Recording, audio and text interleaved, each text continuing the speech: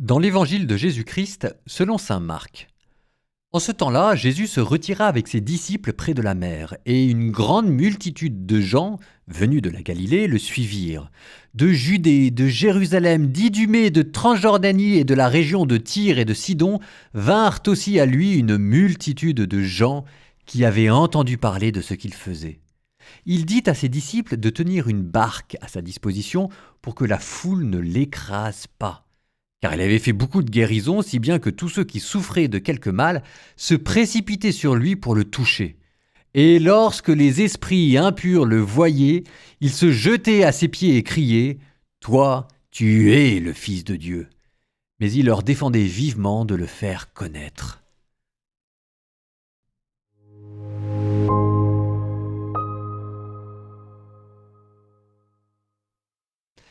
Il y a deux manières de le dire.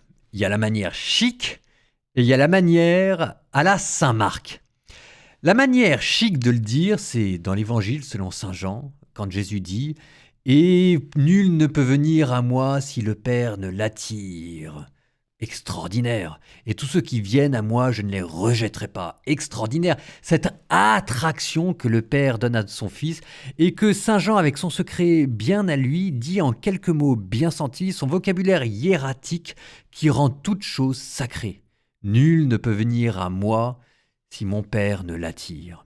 Donc ça, c'est la manière de saint Jean. Et il y a la manière moche. Il y a la manière de Marc de le dire.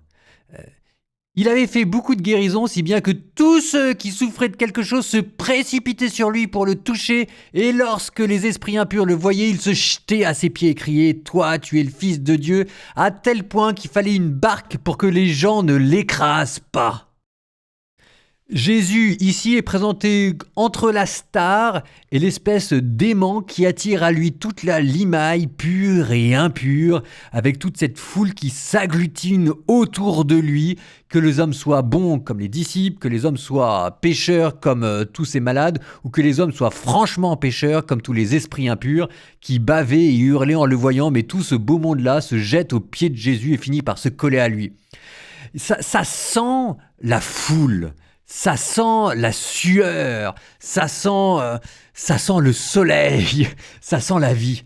Et c'est une autre manière de le dire. Nul ne peut venir à moi si mon Père ne l'attire. Jésus a attiré les gens.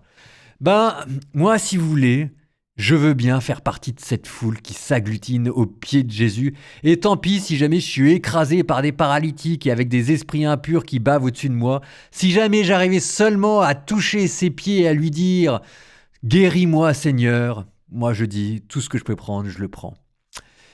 Ce que nous ne pouvons pas faire avec notre corps, nous pouvons encore le faire dans la prière. Dans la prière, on se retrouve et on va tous se jeter ensemble aux pieds de Jésus. Qui sait s'il ne nous écoutera pas ?